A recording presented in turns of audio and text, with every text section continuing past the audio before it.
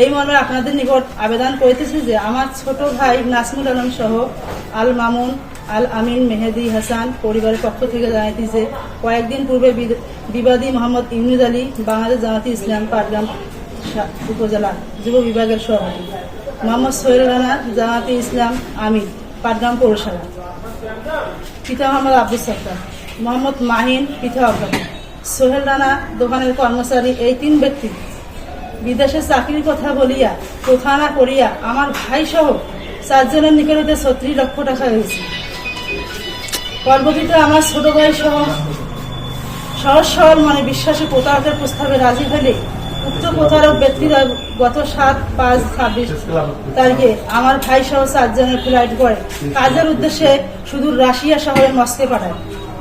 সেখানে অবস্থান করার পর প্রতারক ইউনুস, মাহিন ও রানার পরামর্শে ওই দেশের দালাল চক্রের সদস্যগণ বাংলাদেশের ভিসা সহ প্রয়োজনীয় কাগজপত্র ছিনিয়ে নেয়, রাশিয়ান সেনাবাহিনীর নিকট বিক্রি করিয়া দেয়। বর্তমানে বাংলাদেশের রাশিয়ান ইউক্রেনের দখলকৃত স্থানে সেনাবাহিনীর জিম্মায় রয়েছে।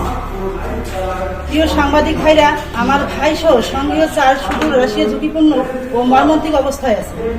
উক্ত বাংলাদেশিরা প্রত্যেকেই সহজ সরল ও নিরীহ শান্তিপ্রিয় মানুষ। প্রতারকগণ বিদেশে চাকরি দেওয়ার কথা বলিয়া বিভিন্ন প্রকার লোভ লালসা দিয়া মোটা অঙ্কের টাকা আত্মসাৎ করেছে। উক্ত প্রতারকদের আইনের আওতায় লইয়া প্রত্যেকের দৃষ্টান্তমূলক শাস্তির দাবিতে সংবাদ সম্মেলনের জন্য আবেদন করলাম।